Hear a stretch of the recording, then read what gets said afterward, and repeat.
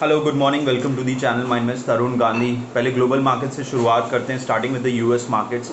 कल हमने US markets में खुलते हुए बहुत भारी गिरावट देखी, but at the end of the day एक the highest point of the day जाके क्लोज हुआ, जहाँ पे जो बाइडन प्रेसिडेंट यूएस के, उन्होंने स्टेटमेंट दिया कि वो मिलिट्री फॉलोअप नहीं करेंगे पोस्ट रशिया ने जो काइंड ऑफ इन्वेजन किया in Ukraine, but they will put lot of sanctions and जिसके वजह से मार्केट को थोड़ा सा कंफर्ट आया कि it might not escalate further more. And also one more thing is that कि शायद इसकी वजह से ये भी हो सकता है कि फेड रेट हाइक जो है वो उस तरीके से ना करे जिस तरीके से मार्केट एंटिसिपेट कर रहा था, जिसकी वजह से हमने देखा यूएस मार्केट्स अच्छे खासे पॉजिटिव क्लोज होते हुए देखा। नैस्डैक खास करके क्लोज ऑलमोस्ट 1.5% अप।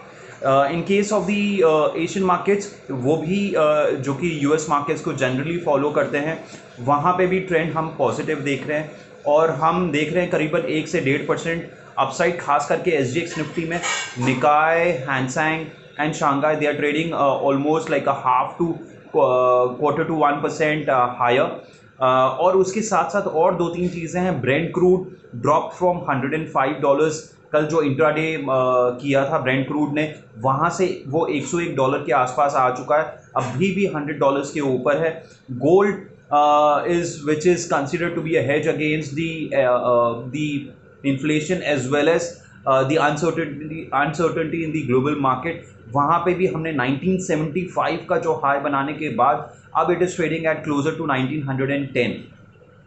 तो अच्छी खासी करेक्शन हुई है, खास करके कमोडिटी एंड गोल्ड में भी from the higher levels. Rupee has depreciated a lot from almost एक रुपया डिप्रिशिएट हुआ है, तो 75-65 पे ट्रेड कर रहा है। आज मेरे ख्याल से थोड़ी बहुत स्ट्रेंथ दिखाई देगी। कल एफआईएस और डीआईएस ने बहुत बड़ा एक्शन किया, जिस तरीके से मार्केट ने बिहेव किया।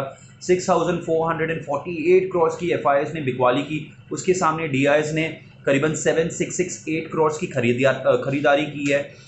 10 ईयर जीसेक वो ट्रेडिंग फ्लैट एट अराउंड 6.759, तो वहाँ पे कोई ज़्यादा एक्शन था नहीं। कल जैसे मैंने कहा था 16,800 एक बहुत बड़ा क्रिटिकल लेवल है, विच फाइनली गॉट ब्रोकन, बिकॉज हम कितनी बार उसको सपोर्ट लेते हुए फिर से ऊपर जाएंगे। Finally it has to give up, and post that हमने एक्सपेक्ट किया था कि 16,400 के आसपास थोड़ा बहुत रुकना चाहिए, बट एक कल मंथली एक्सपायरी भी थी, that took a toll on the market and fell furthermore 200 points to 16,200, जहाँ पे मेरा नेक्स्ट लेवल था सपोर्ट का करीबन 16,100 से लेके 200 का। तो वो दोनों ही एक ही दिन आते हुए हमने देखा, जो कि मैं एंटिसिपेट नहीं कर रहा था, बट 16,400 आई वॉज एंटिसिपेटिंग कि हो जाए। बट आज हम देखेंगे मार्केट अभी एसजीएक्स निफ्टी दिखा रहा है 16,450 के आसपास खुलते हुए, तो एक अच्छा खासा स्ट्रेंथ दिखाई दे रहा है। क्या ये सस्टेनेबल है? Again I would say it is a lot of dependent on the news which is coming on the geopolitical issues. Now I feel the resistance is clearly at 16,800.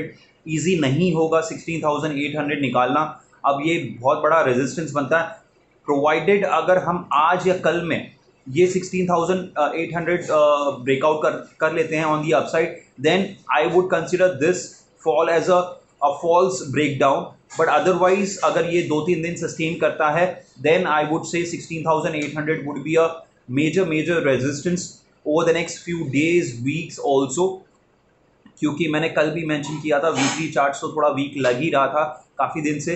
Monthly charts is getting over today, और जिस तरीके से pan out हो रहा है next month का, मुझे लगता है कि और थोड़ी बहुत वीकनेस आ सकती है। 16,100 could be not now, not today, not tomorrow, but it is possible in days and weeks to come. So ये लेवल मैं लेके चल रहा हूँ। सो सपोर्ट आज के लिए जो रहेगा वो 16,200 ऑन अ क्लोजिंग बेसिस, और रेजिस्टेंस क्लियरली 16,800 है। उसके ऊपर बहुत ही ज़्यादा मुश्किल रहेगा मार्केट को जाना। आरबीआई के गवर्नर का स्टेटमेंट क्लियरली आया है कि India central bank is focusing on the growth and not on the inflation. Inflation जो आज हमें दिख रहा है because of the crude oil, it's only because of the geopolitical issue, otherwise it is not sustainable. Brent crude at more than $100 per barrel, इतना कोई euphoric demand नहीं है कि इस लेवल एलिवेटेड लेवल्स पे सस्टेन करे। जैसे ही ये सिचुएशन पैन आउट होता है, I feel it will drop down again back to 90s and 80s level. ये कब होता है वो nobody knows, and but these kind of levels are not sustainable. On the high side it can go up to 110 115 अगर ये एक दो दिन में फिर से कोई एस्केलेशन की न्यूज़ आती है तो। जैसे मैंने स्टॉक्स के बारे में अभी हम बात कर रहे हैं, तो स्टॉक्स हमने क्लियरली कहा था कि we need to be very cautious, very conservative, very choosy about what stocks and which sectors we should get into. So 2-3 sectors जो कि मैं बताऊंगा।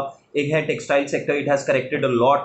So टेक्सटाइल में you can look at Sarla Performance, Arvind Limited, Vardhman है, Philatex India. These are the 3-4 stocks which you can look at. In case of sugar stocks, Balrampur Chini and Dhampur Sugar, it's looking very good. In case of banking, I would say Axis Bank, ICICI Bank, SBI, SDFC Bank, SDFC Limited, AB Capital. These are 5-6 banks and NBFCs which looks very, very good. In case of infra, which again I'm very positive, so L&T, KNR Constructions looks very attractive along with Siemens. In case of the diversified kind of a conglomerate जिसको हम कहते हैं, Reliance Industries is one of the stock which you can bet on a long term basis, so that looks very, very promising.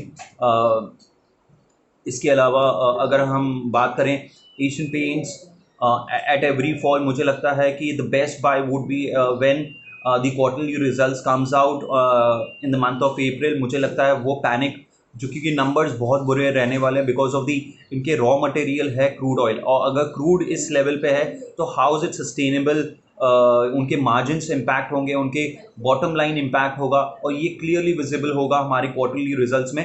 खास करके मैं paint industries की बात कर रहा हूँ, but that would be the day and that would be the time level जहाँ पे एशियन पेंट्स में आपको एंट्री करनी चाहिए।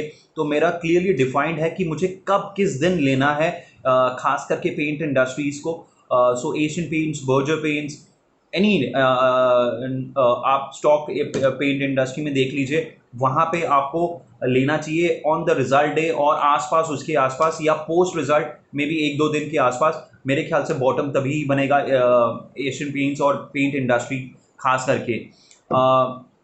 सो ये कुछ स्टॉक्स है, कुछ सेक्टर्स हैं जहाँ पे आपको फोकस करना चाहिए और धीरे धीरे बाय करना चाहिए। मैंने क्लियरली कल व्हाट्सएप पे भी मैंने मैसेज किया था, स्टेटस पे भी डाला हुआ था कि मेरा 16,400 लेवल है, उसके नीचे 16,100, 15,900, it's a minor support, but 15,500 is a very very strong support which I am looking at. उसके नीचे जाना मुझे at this point of time तो लग नहीं रहा, situation can change, but at this point of time मुझे लगता है 15,500 could be a very very very strong base for the market. So you should be a buyer. Slowly deploy your money through an STP route if you're looking through a mutual fund, or in case of building a mutual fund, in case of building a stock portfolio, then every downfall in these stocks you can slowly build your portfolio, especially in the large cap side. आपका mid cap का portfolio could be 20-25% because जब भी recovery आती है, it is a known fact to everyone, कोई नई चीज़ मैं नहीं बता रहा, but the recovery is much faster in case of the large caps than in the mid caps and then in the small cap space. So ये thought process लेके आपको अभी के माहौल में इन्वेस्ट करना चाहिए। And lastly I would say, because मैंने पहले भी कहा था कि वोलेटिलिटी ये first half of the year बनी रहेगी, please try to hedge your portfolio किसी हद तक। I try to do, because generally I try to hedge my as well as clients portfolio by writing the call options.